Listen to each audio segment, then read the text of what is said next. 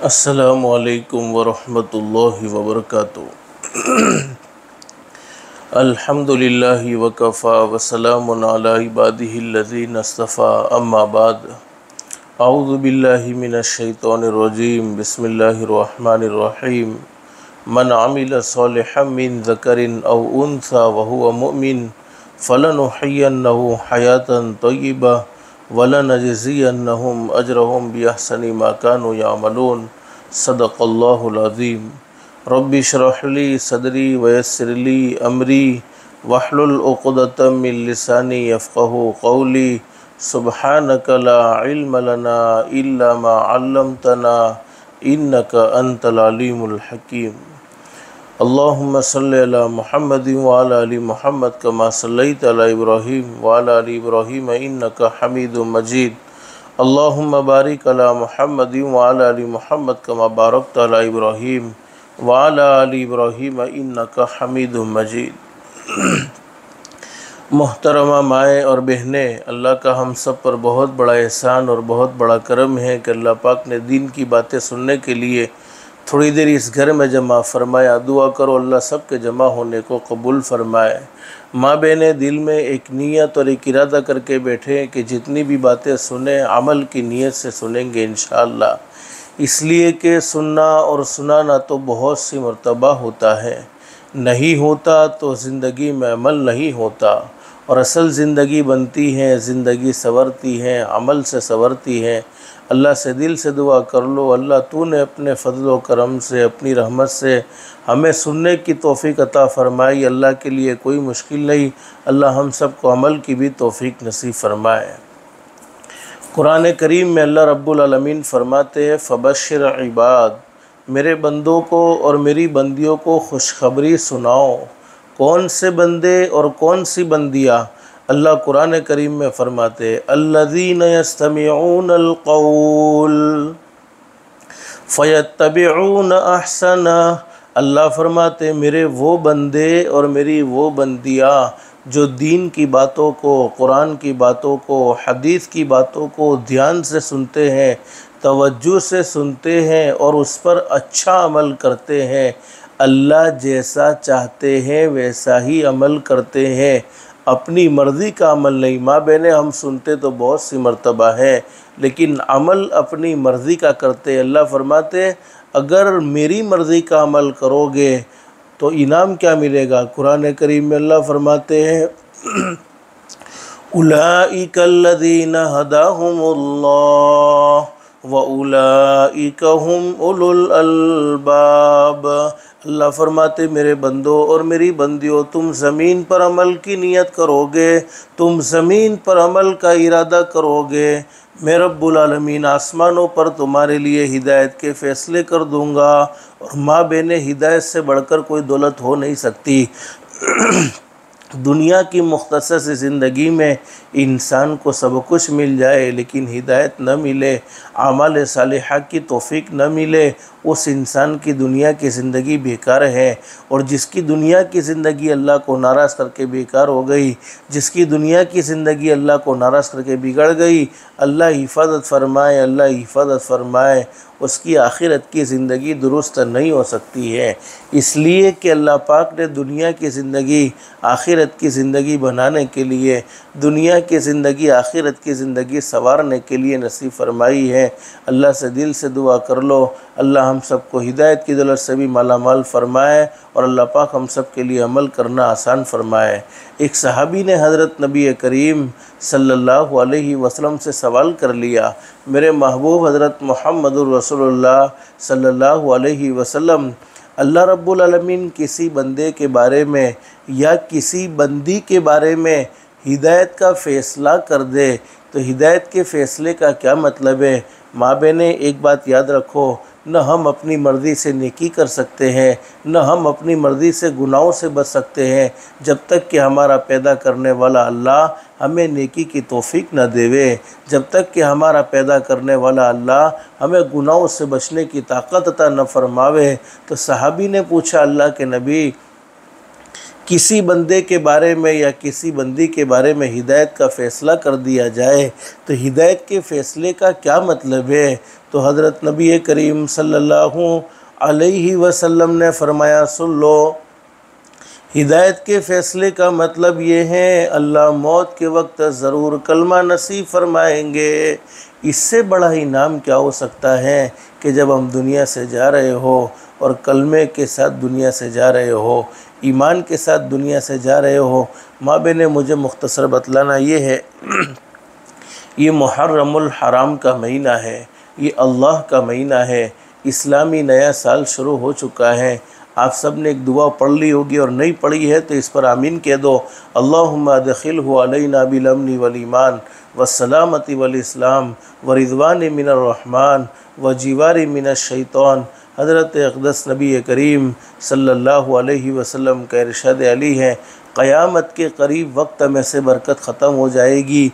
ज़िंदगी बहुत तेज़ी से ख़त्म हो रही है। एक साल गुज़रता है, फ़ौरन दूसरा साल शुरू हो जाता है, दूसरा साल गुज़रता है, फ़ौरन तीसरा साल शुरू हो जाता है। और हम ख़ुद देख रहे हैं, एक जुमा अभी गुज़रता नहीं, फ़ौरन दूसरा जुमा आ जाता है, दूसरा जुमा अभी गुज़रता नहीं, फ़ौरन तीसरा जुमा आ जाता है। अभी एक रमज़ानुल मुबारक का महीना गुज़रा था, दूसरे रमज़ानुल मुबारक के महीने की तैयारी शुरू हो जाती है। हमारे नबी हज़रत मुहम्मदुर रसूलुल्लाह सल्लल्लाहु अलैहि वसल्लम ने इरशाद फरमाया, क़यामत के करीब वक्त में से बरकत ख़त्म कर दी जाएगी। साल महीनों के बराबर हो जाएंगे, महीने हफ्तों के बराबर हो जाएंगे, हफ्ते दिनों के बराबर हो जाएंगे, दिन घंटों के बराबर हो जाएंगे और घंटे मिनटों के बराबर हो जाएंगे और मिनट सेकंड के बराबर हो जाएंगे। तो वक्त गुज़रने वाली चीज़ है।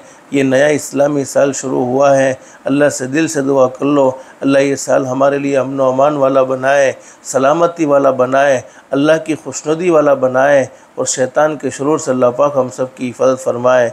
लेकिन मुझे मुख्तसर बतलाना ये है, ये मुहर्रमुल हराम का महीना, ये अल्लाह का महीना और ये वो महीना है जिस महीने की अज़मत कुफ़ार व मुशरिकीन के दिल में भी हुआ करती थी।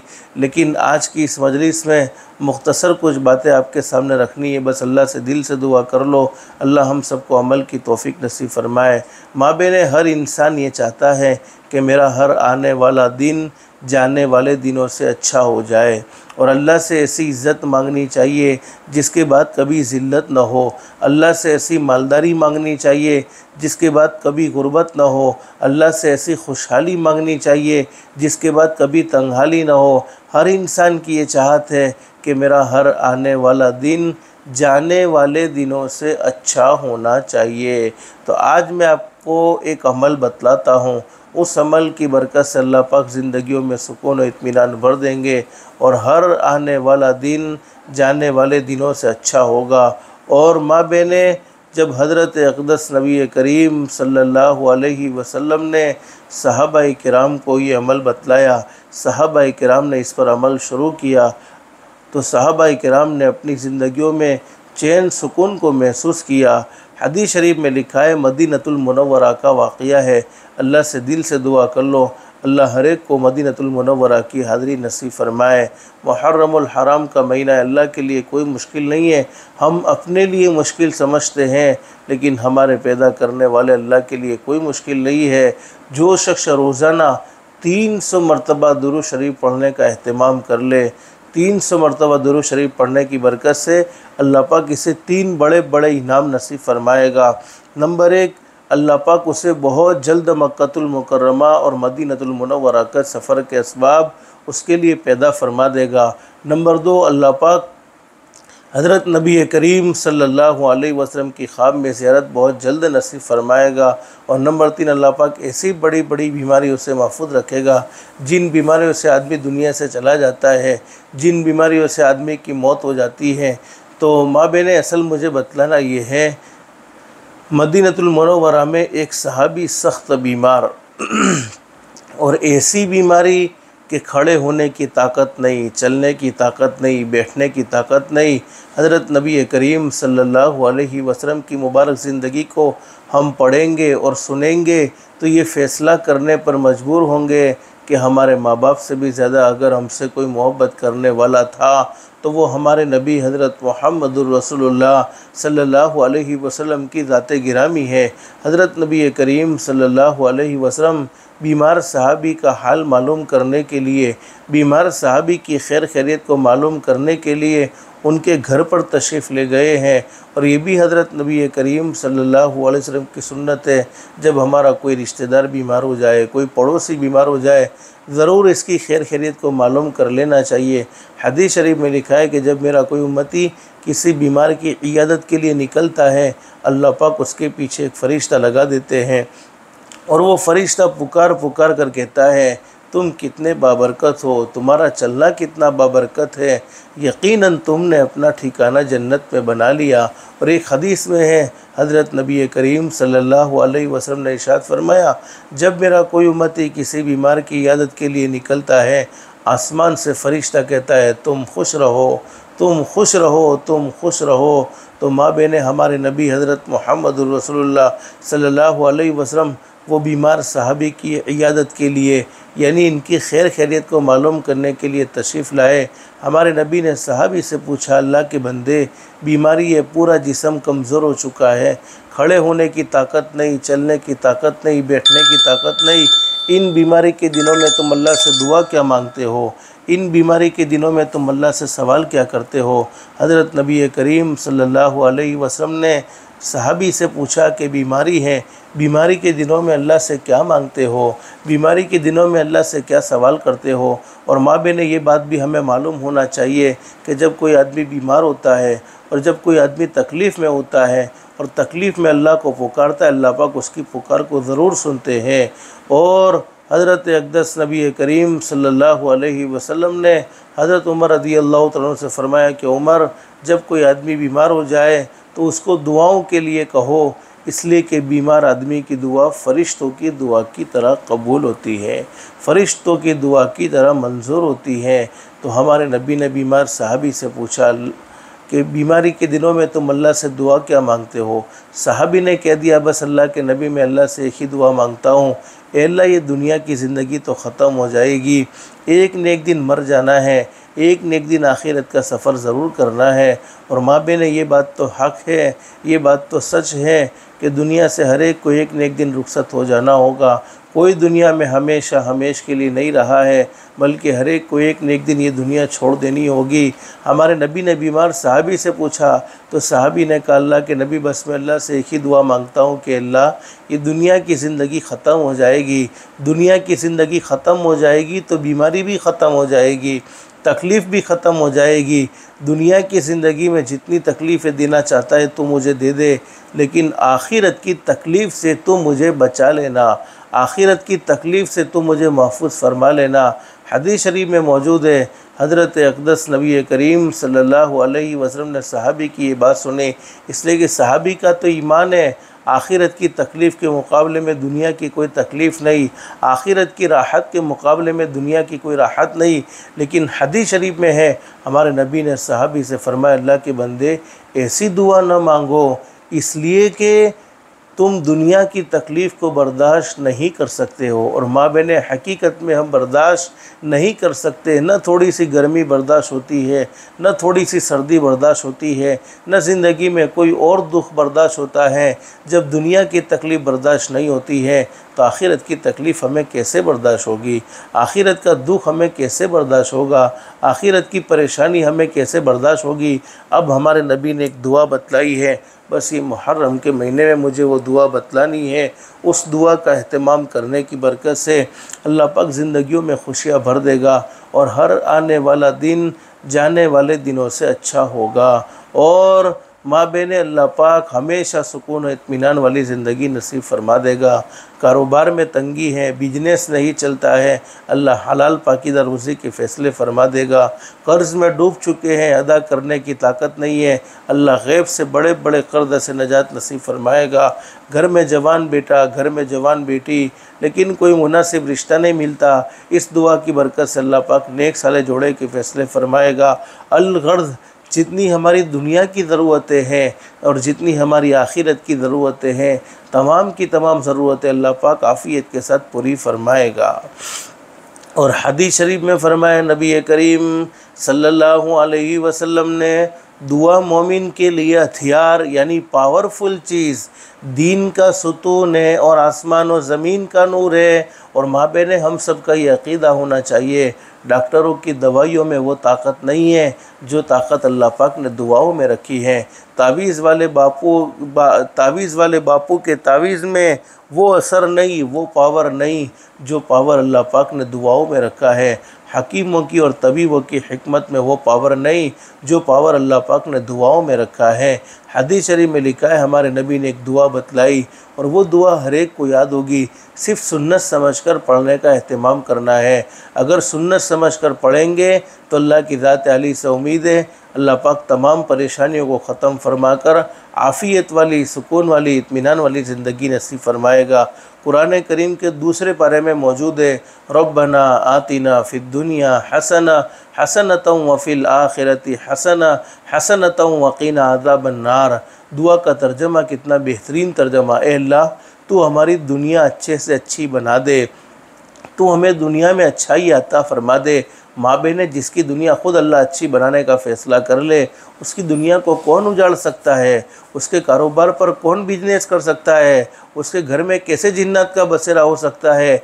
जिसकी दुनिया ख़ुद अल्लाह अच्छी बनाने का फ़ैसला कर ले, उसकी दुनिया को कोई उजाड़ नहीं सकता, उसके कारोबार को कोई नुकसान नहीं पहुंचा सकता। तो फरमाया रब्बना आतिना फ़िद दुनिया हसना हसनतम वफ़िल आखिरति हसना हसना। अल्लाह तो आखिरत भी अच्छे से अच्छी बना दे। क्या मतलब है? अल्लाह पाक ऐसे अमाल की तौफीक नसीब फरमाएगा जिन अमाल से आखिरत संवरती है, जिन अमाल से जन्नत संवरती है, जिन अमाल से अल्लाह राज़ी होते हैं। फिर फरमाया वक़ीना अज़ाबन नार, अल्लाह तो मुझे जहन्नम के अज़ाब से बचा ले। बुखारी शरीफ में हदीस मौजूद है, हमारे आका हज़रत मुहम्मदुर रसूलुल्लाह सल्लल्लाहु अलैहि वसल्लम जिनके सदक़े में अल्लाह पाक ने पूरी कायनात को सजाया, जिनके सदक़े में अल्लाह पाक ने पूरी कायनात को बनाया, सबसे ज़्यादा अगर अपनी ज़िंदगी में कोई दुआ मांगी है तो यही दुआ मांगी है। और हदीस के बयान करने वाले हज़रत अनस रज़ी अल्लाह तआला अन्हु फरमाते हैं, वो बीमार सहाबी जिनके अंदर खड़े होने की ताकत नहीं थी, जिनके अंदर चलने की, बैठने की ताकत नहीं थी, इस दुआ का अहतमाम किया, अल्लाह ने मुकम्मल शिफा नसीब फरमा दी, अल्लाह ने मुकम्मल तंदुरुस्ती नसीब फरमा दी। उलमा ने लिखा है कि जो आदमी लाइलाज बीमारी में मुब्तला हो जाए, ऐसी बीमारी के डॉक्टर जवाब दे चुके हैं, ऐसी बीमारी के तबीब व हकीम जवाब दे चुके हैं, तावीज़ वाले बापुओं के पास जा जाकर थक चुके हैं, इस दुआ का अहतमाम करें, अल्लाह पाक उसके लिए आफ़ियत का मामला फ़रमाएगा। और माबेने मैं आपको सच बताऊं, हमारे नबी से बढ़कर दुनिया में कोई सच्चा इंसान नहीं।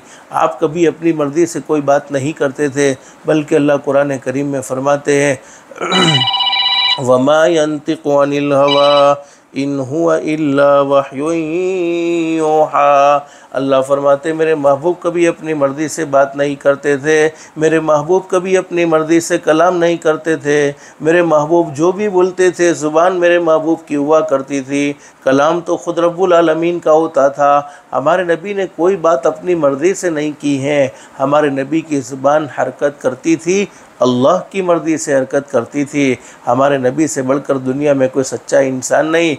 माबेने हम हमारे नबी को नहीं आज़मा सकते, लेकिन मैं आपको सच बताऊं, अगर इस दुआ को कोई तजर्बे के लिए पढ़े, यकीन के साथ नहीं, यकीन के साथ पढ़े तो बहुत ज़बरदस्त फ़ायदा, लेकिन यकीन नहीं है, ट्राई करते लाओ, ट्राई तो करे कि फ़लानी तकलीफ़ है, फ़लानी परेशानी है, इस दुआ को सुना था, चलो पढ़े, तकलीफ़ दूर होती है कि नहीं होती। तो मैं अल्लाह को गवाह बना कर कहता हूँ, हमारा तजर्बा भी इंशाअल्लाह गलत साबित नहीं होगा। अब सवाल ये है कि इस दुआ को कितनी मरतबा पढ़ना, तो अल्लाह पाक जितनी हमें तौफ़ीक अता फ़रमाए। जैसे हम डॉक्टरों की दवाइयाँ अपनी ज़रूरत के मुवाफ़िक खाते हैं, जैसी बीमारी होती वैसी ही दवाई खाते हैं, तो जितनी हम अल्लाह से दुनिया अच्छी बनाना चाहते हैं, जितनी अल्लाह से आखिरत अच्छी बनाना चाहते हैं, उतना ही हो सके दिन में 100 मरतबा पढ़ो, 200 मरतबा पढ़ो, 10 मरतबा पढ़ो, 20 मरतबा पढ़ो। हर नमाज के बाद एक एक मरतबा पढ़ो। जितना अल्लाह पाक तौफीक अता फरमाए ज़रूर पढ़ने का एहतमाम करना चाहिए।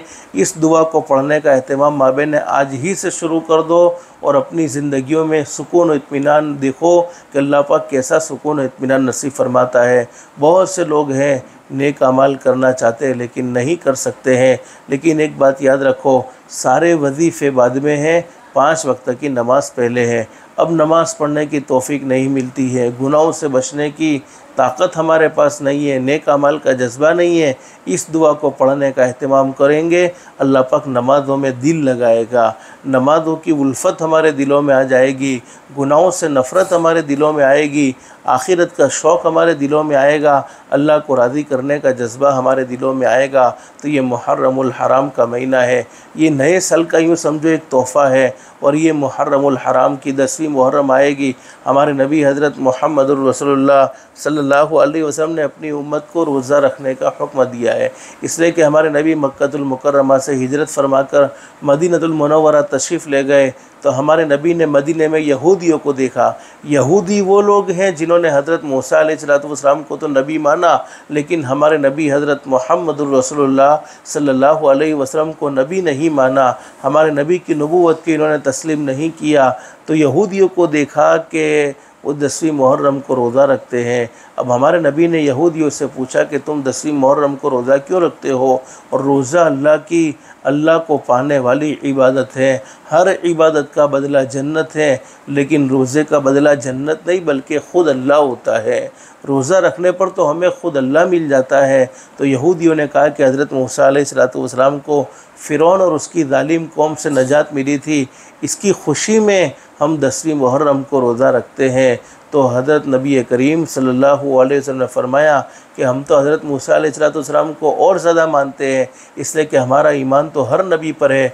आमनतु बिल्लाहि व मलाइकतिही व कुतुबिही व रुसुलिही, हम तो हर पैगंबर को मानते हैं, हम तो हर नबी को मानते हैं। तो हम भी 10वीं मुहर्रम का रोज़ा रखेंगे। लेकिन हमारे नबी ने सहाबा किराम से क्या फ़रमाया कि सिर्फ 10वीं मुहर्रम का रोज़ा रखेंगे तो यहूदियों के साथ कॉपी हो जाएगी, उनके मुशाबत हो जाएगी, उनकी कॉपी ना करें। और माँ बहनें याद रखो, देखो हमारे नबी ने रोज़ा रखने में यहूदियों की कॉपी करने से मना किया है कि यहूदियों जैसी नकल नहीं होनी चाहिए। जब रोज़े जैसे इबादत में हमारे नबी ने यहूदियों की कॉपी को पसंद नहीं किया, यहूदियों की नकल को पसंद नहीं किया, और आज हमारे बच्चों का लिबास देखो, आज हमारी बहनों का लिबास देखो, आज हमारे भाइयों के लिबास देखो, हमारी ज़िंदगियाँ देखो, हमारी ज़िंदगी कितनी हज़रत नबी करीम सल्लल्लाहु अलैहि वसल्लम के तरीक़े के मुताबिक है और कितनी गैरों के तरीक़े के मुताबिक है। तो हमारे नबी ने फरमाया या तो 9वीं 10वीं का रखो या 10वीं 11वीं का रखो। अव्वल दर्जा ये है 9वीं 10वीं 11वीं 3 दिन के रोज़े रख लो। हदीस शरीफ में लिखा है कि जो महीने के 3 दिन रोज़े रखे अल्लाह पाक उसके दिल को खोट और वसावी से पाक और साफ़ फरमा देते हैं। लेकिन 3 दिन नहीं रख सकते, 9वीं 10वीं रख लो। 9वीं 10वीं नहीं रखा, 10वीं 11वीं रख लो। 10वीं 11वीं नहीं रखा, सिर्फ 10वीं भी रखेंगे तो कोई गुनाह नहीं है, बल्कि हदीस शरीफ में लिखा है कि आशूरे के एक दिन के रोज़े की बरकत से अल्लाह की ज़ात आली से मैं उम्मीद करता हूँ, हमारे नबी ने फरमाया अल्लाह पाक उसके 1 साल के गुनाहों को माफ़ फरमा देगा। और मुहर्रमुल हराम के हर महीने का रोज़ा 1 महीने के रोज़े के बराबर सवाब रखता है। हज़रत अली रदी अल्लाह तआला अन्हु एक मरतबा तशरीफ़ फरमा है। हज़रत अली रदी अल्लाह तआला अन्हु के पास एक शख्स आए और कहा कि हज़रत रमज़ानुल मुबारक का महीना गुज़र गया है, रमज़ान के महीने के रोज़े अल्लाह पाक ने फ़र्ज़ किए हैं, लेकिन रमज़ान का महीना चले जाने के बाद अगर मैं किसी महीने के रोज़े रखूँ तो कौन से महीने में रोज़े रखूँ? हज़रत अली रदी अल्लाह तआला अन्हु फरमाते हैं कि मैं हज़रत नबी करीम सल्लल्लाहु अलैहि वसल्लम के पास बैठा हुआ था।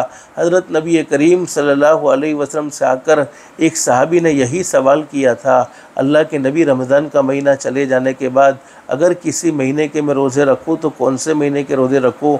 हमारे नबी ने फरमाया मुहर्रमुल हराम ये अल्लाह का महीना है, और इस महीने में एक दिन ऐसा है जिस दिन में अल्लाह पाक ने पहले भी बहुत से लोगों के साथ फ़ज़ल का मामला फ़रमाया है, और वो आशुरा का दिन है। तो हो सके आशुरे के दिन का रोज़ा ज़रूर रख लेना चाहिए।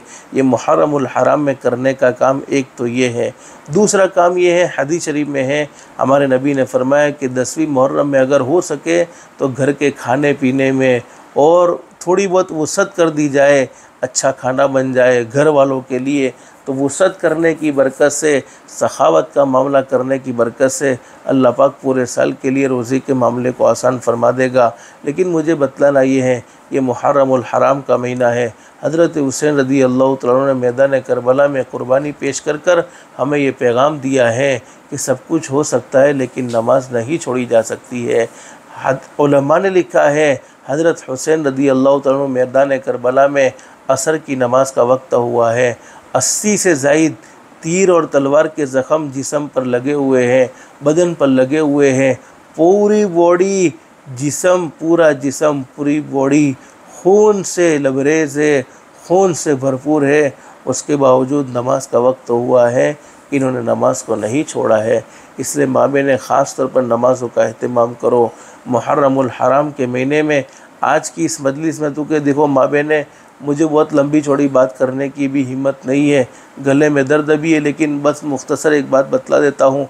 आज की इस मजलिस में 2 काम करने की नीयत करके जाओ। अगर ये 2 काम ज़िंदगी में हैं, दुनिया वाले अच्छा समझे न समझे, दुनिया वाले नेक समझे न समझे, दुनिया वाले हमारी इज़्ज़त करे न करे, अल्लाह फरमाएगा मेरी बंदी तूने अपनी ज़िंदगी में 2 काम कर लिए तो उससे अच्छा कोई नहीं हो सकता। नंबर 1, 5 वक्त की नमाज का अहतमाम। नमाज पढ़ने की बरकत से अल्लाह पाक रोज़ी में बरकत अता फरमाएगा, ज़िंदगियों में सुकून इत्मीनान नसीब फरमाएगा, और सबसे बड़ा इनाम मौत के वक्त अल्लाह पाक ज़रूर कलमा नसीब फरमाएगा। इससे बड़ा इनाम क्या चाहिए कि हम दुनिया से जा रहे हो और अल्लाह पाक हमें कलमे की दौलत से मालामाल फरमा दे। तो पहला काम 5 वक्त की नमाज का अहतमाम।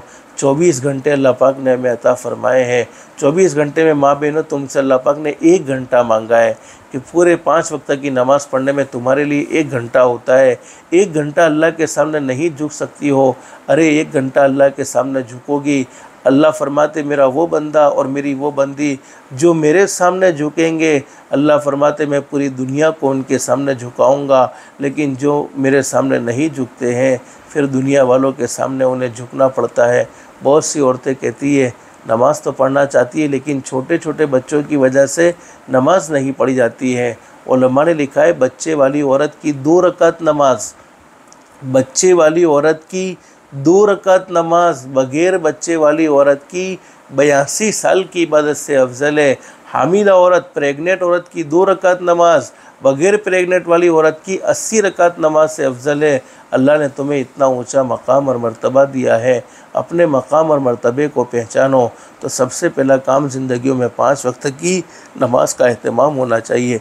हदीस शरीफ में 7 साल की उम्र हो जाए बच्चों को नमाज़ पढ़ने का कहो, 10 साल की उम्र हो जाए थोड़ी बहुत तंबीह करो, मोबाइल के पीछे 24 घंटे पागल मत रहो। आज मोबाइल और इंटरनेट की दुनिया ने हमारे बच्चों को हमसे भी दूर कर दिया, अल्लाह से भी दूर कर दिया। पहले खूबसूरत माहौल घरों का हुआ करता था, रात को अब्बा भी होते, अम्मी भी होती, दादा भी होते, दादी भी होती, भाई भी होता, बहन भी होती, आपस में मोहब्बत की बातें होती थी। लेकिन आज बड़ा अजीब माहौल है, बाप अपने मोबाइल में बिज़ी, माँ अपने मोबाइल में बिज़ी, दादा अपने मोबाइल में बिज़ी, दादी अपने मोबाइल में बिज़ी, पोता अपने मोबाइल में बिज़ी, पोती अपने मोबाइल में बिज़ी। ये मोबाइल की दुनिया ने हमारे बच्चों को हमसे बहुत दूर कर दिया है। लेकिन माँ बहनें याद रखो, ये तरबियत के दौर में हमने अपने बच्चों को वक्त नहीं दिया है, फिर बच्चे एक मरतबा हाथ से चले गए, कभी वापस नहीं आ सकते हैं। बहुत सी औरतें हमारे पास आती है, कहती मौलाना मेरे बच्चे पर पता नहीं क्या हो गया है, जिन्नात का कोई असर है या जादू का कोई असर है। मैं कहता हूँ मोबाइल का इस्तेमाल करता है, मोबाइल देखता है, क्या हाँ पूरे दिन मोबाइल देखता है। हकीकत ये है कि कोई जिन्नात और जादू का असर नहीं होता, ये ज़्यादा मोबाइल देखने की नहुसत होती है, ये ज़्यादा मोबाइल देखने का नुकसान होता है। हज़ारों बीमारियां जन्म ले रही होती हैं। इसलिए मोबाइल का इस्तेमाल करती हो एहतियात के साथ इस्तेमाल करो, अच्छा इस्तेमाल कर सकती हो ज़रूर करो। लेकिन आज गलत इस्तेमाल ने हमारे बच्चों को हमसे दूर कर दिया, अल्लाह से दूर कर दिया, और माँ बाप को इसकी कोई परवाह नहीं है। देखो माँ बहनें याद रखो, आज के दौर में हम अपने बच्चों को जो कहते वो बच्चे करने को तैयार नहीं हैं। हमें जैसा करते हुए देखते हैं वैसा ही करते हैं। अब मेरे हाथ में 24 घंटे मोबाइल है, मेरा बच्चा यही देखेगा कि बाप के हाथ में 24 घंटे मोबाइल है, इसके दिमाग में यही बात फिट हो जाएगी कि मशगला बस यही होना चाहिए कि 24 घंटे मोबाइल के पीछे पागल बने रहो। तो मोबाइल के पीछे 24 घंटे पागल मत बनो, बल्कि कुछ ना कुछ वक्त अल्लाह के कुरान के लिए निकालो। रमज़ान का महीना गुजर गया, रमज़ान का महीना जाने के बाद हमने बहुत से लोगों को देखा है कुरान करीम पढ़ना तो बहुत दूर की बात, कुरान करीम को देखने की भी तौफीक नहीं होती है, कुरान करीम को हाथ लगाने की भी तौफीक नहीं होती है। रोज़ाना फ़जर की नमाज़ के बाद सूरह यासीन शरीफ की तिलावत ज़रूर कर लो। सूरह यासीन शरीफ पढ़ने की बरकत से अल्लाह पाक 10 कुरान करीम पढ़ने का सवाब अता फरमाएंगे, पूरी ज़िंदगी के गुनाह माफ़ फरमाएंगे और अल्लाह पाक हर अहम काम में हमारा मददगार बन जाएगा। और रात को सोने से पहले 33 मरतबा सुभान अल्लाह, 33 मरतबा अल्हम्दुलिल्लाह और 34 मरतबा अल्लाहु अकबर पढ़ेंगे, जिसकी बरकत से पूरे दिन भर की थकावट जो हुई है, थकावट अल्लाह पाक ख़त्म फरमा देगा। पहला काम 5 वक्त की नमाज का एहतमाम।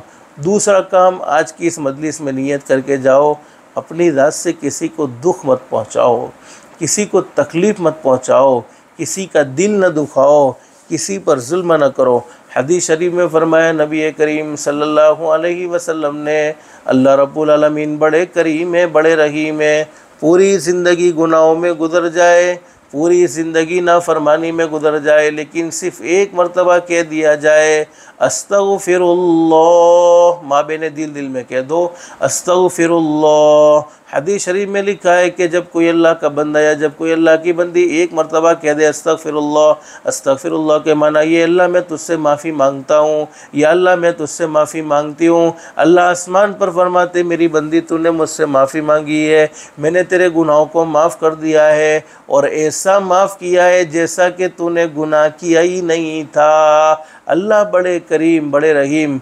पूरी ज़िंदगी गुनाहों में गुजर जाए, चाहे तो अल्लाह पाक पकड़ कर ले, चाहे तो माफ़ कर ले, लेकिन 2 गुनाह ऐसे हैं, 2 प्रॉब्लम ऐसी हैं, 2 गलतियाँ ऐसी हैं जिनकी सज़ा मरने से पहले पहले दुनिया में ज़रूर मिलती है, मरने से पहले पहले दुनिया में उसकी सज़ा ज़रूर भुगतनी पड़ती है। नंबर 1, जिसने अपने माँ बाप के दिल के टुकड़े टुकड़े किए हो, माँ बाप को नाराज़ किया हो। इसलिए मैं अपनी बेटियों से बहनों से कहूँगा, अपने माँ बाप की इज़्ज़त करो, अपने माँ बाप को मोहब्बत दो, माँ बाप का दिल कभी ना दुखाओ, माँ बाप की कभी नाफरमानी ना करो। और नंबर 2, जिसने किसी पर जुल्म किया, जिसने किसी पर ज़्यादती की, हदीस शरीफ में लिखा है कि हमने किसी पर जुल्म किया है, सामने वाला कमज़ोर है लेकिन पैदा करने वाला अल्लाह कमज़ोर नहीं है, वो ज़रूर जवाब देता है। तो जिसने अपनी ज़िंदगी में 2 काम कर लिए, 5 वक्त की नमाज और अपनी ज़ात से किसी को दुख नहीं पहुंचाया, किसी को तकलीफ़ नहीं पहुंचाई, उससे अच्छा आदमी दुनिया में कोई नहीं हो सकता है। बस अल्लाह से दिल से दुआ कर लो, अल्लाह हम सब की दुनिया भी बेहतर से बेहतर बनाए, आखिरत भी बेहतर से बेहतर बनाए। अल्लाह पाक हम सब को अल्लाह के अहकाम के मुताबिक, हज़रत नबी करीम सल्लल्लाहु अलैहि वसल्लम के तरीक़े के मुताबिक ज़िंदगी गुजारने की तौफ़ीक़ व सादत नसीब फरमाए।